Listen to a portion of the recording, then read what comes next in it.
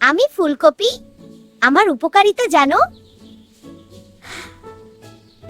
আমাকে খেলে শরীর থাকে শক্তিশালী।